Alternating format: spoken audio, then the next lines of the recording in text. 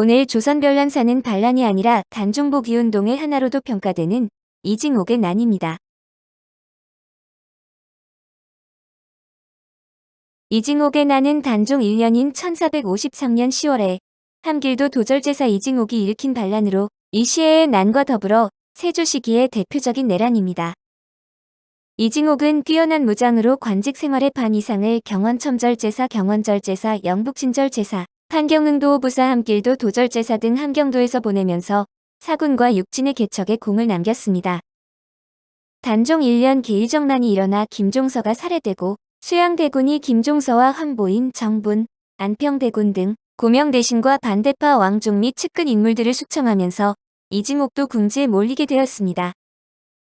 실록 기록을 보면 계유정난 이전부터 한 명의 홍달손이 대놓고 이징옥도 김종서, 황보인, 안평대군 등과 함께 역모를 꾸미는 무리라 말하고 수양도 동의하는 장면이 나옵니다.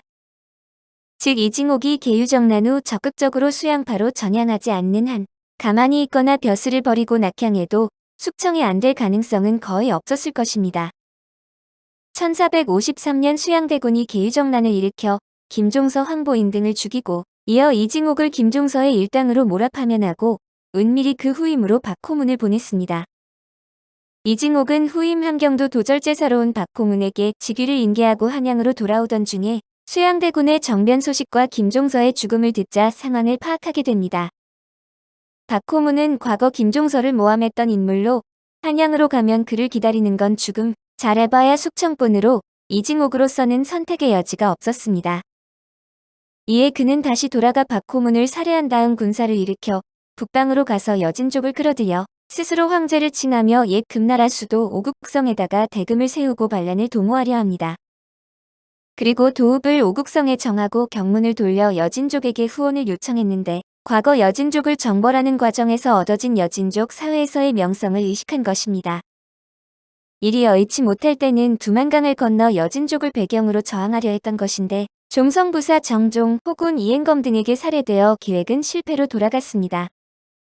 조선왕조실록에 따르면 반란 이후 항상 무장한 상태로 잠도 안 자고 있어 부하 정종은 날씨가 추우니 부하들이 술을 먹게 해달라고 요청했고 이징옥도 이를 승낙했습니다. 정종이 술을 바쳐서 막 마시려는 찰나에 부하들이 화살을 날렸고 화살을 맞고 도망치던 중에 추격자에 의해 암살당했다고 합니다. 야사에서도 비슷하게 전개되었는데 수양대군의 밀개를 받은 병사 2명이 그를 살해하려고 잠입하여 술에 취해 잠든 그의 오른팔을 잘랐다고 합니다. 이에 이징옥은 오히려 칼을 빼앗아 역으로 그들을 죽이고 밖으로 나왔는데 대령부사 정종과 호군 이행검이 잠입시킨 군사들이 이징옥을 살해하기 위해 포진해 있었습니다. 이징옥은 오른팔이 잘린 상태에서 칼 한 자루뿐인 맨몸으로 수백 명이나 쓰러뜨리면서 사투를 벌이다가 날아온 화살들의 전신을 맞으면서 처참하게 최후를 맞았습니다. 야사에는 이때 그의 나이가 24세였다고 적혀 있는데 이징옥의 활약 연대로 봐서는 이것은 틀린 기록입니다. 활약 연대로 유추해보면 1400년 전후에 출생한 것으로 추정되는데 야사의 24세라는 기록을 54세에 오기로 보는 시각도 있습니다. 사후 시신은 거열형으로 찢겨졌으며 목은 베어져 3일간 효수되었다가 한양으로 보내져 조정에 바쳐졌습니다. 이 난은 조선 왕조에 대한 최초의 대규모 반란이란 점과 중앙정부로부터 지역 주민에 대한 차별을 가져와 민심을 자극해 후일 이 시의 난의 선구가 되었습니다. 미스터리 반란이라고 해서 이징옥의 난이라 불린 이 사건은 사실상 이징옥에게는 선택의 여지가 없어 궁지에 몰린 이징옥의 최후의 발악적 성격이 강합니다. 다만 아무리 궁지에 몰렸다지만 경상도 출신이라 지연도 없고 사군 육진 개척 토벌로 여진족들에게는 공포와 증오의 대상이라 인맥도 전혀 없었고 사이도 안 좋았습니다. 그런 그가 갑자기 대금 황제를 자칭하였으며 이징옥의 아들이 이징옥의 첩 혹은 그냥 친한 기생을 황후라 말했다고 합니다. 이징옥이 살해된 직후 조선 상황을 알기 힘들었을 야인들이 수양대군을 칭송했다는 기록 등 어처구니 없는 단종실록의 기록 때문에 이징옥의 난을 세조의 조작으로 평가하는 사람도 있습니다. 실제로 단종실록을 보면 1454년에 단종이 청계산에서 사냥하는데 여진족으로 사냥 행차를 따라왔던 동속 노천모가 등이 태상왕께서 다시 나오신 줄 알고 찾아뵈었다고 대답했다고 나와 있습니다.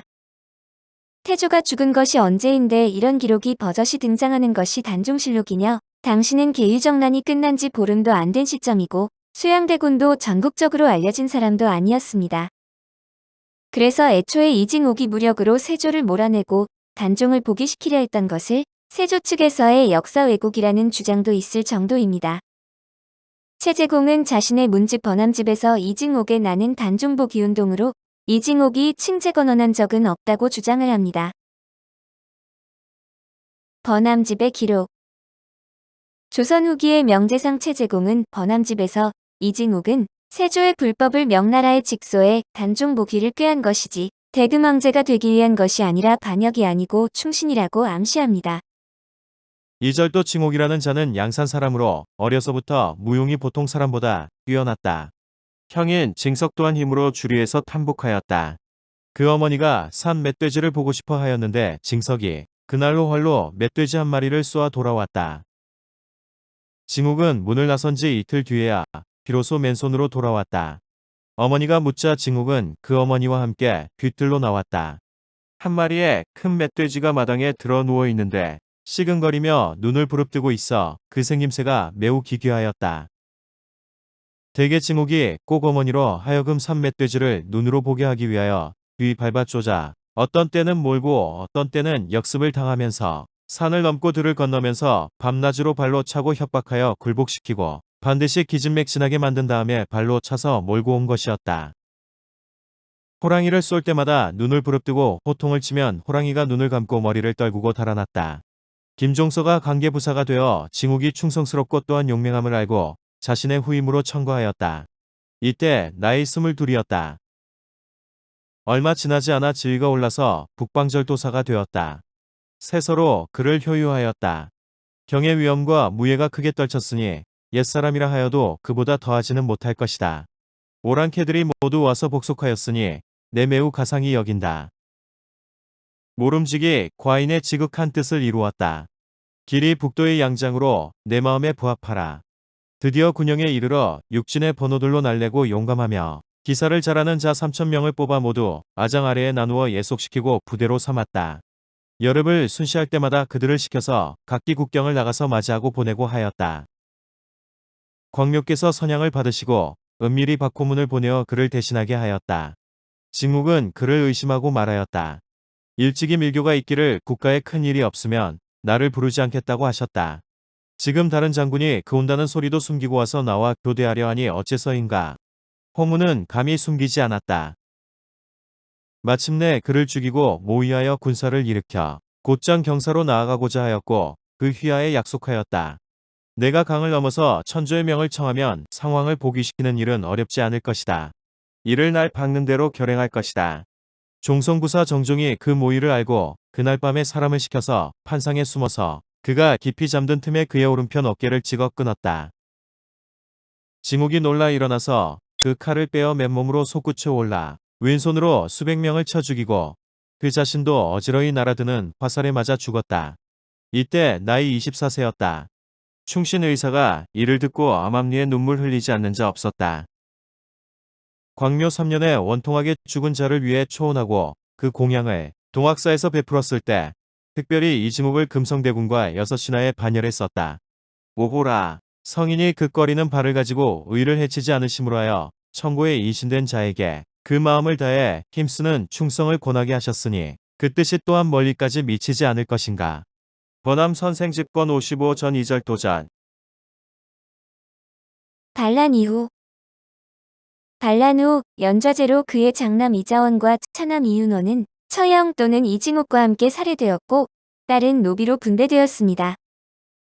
당시 8세였던 셋째 아들 이연호는 유모가 구출해 은신 경상북도 경주 토암산 서편 아래 상신곡에 숨어들어 은거해 본관을 초계라칭하고 세계를 이어갔다. 후손들이 순조 때 다시 세상에 나왔습니다.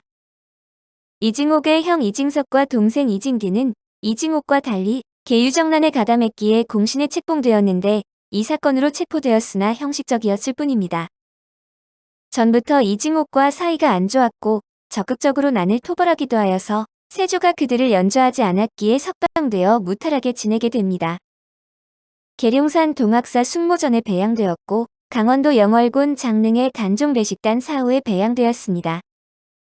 숙종 24년인 1698년 장릉지에 신원상소가 올려졌으며 여러 차례 논의 끝에 정조 15년인 1791년에 관작이 회복되고 춘강에 시효가 내려졌습니다.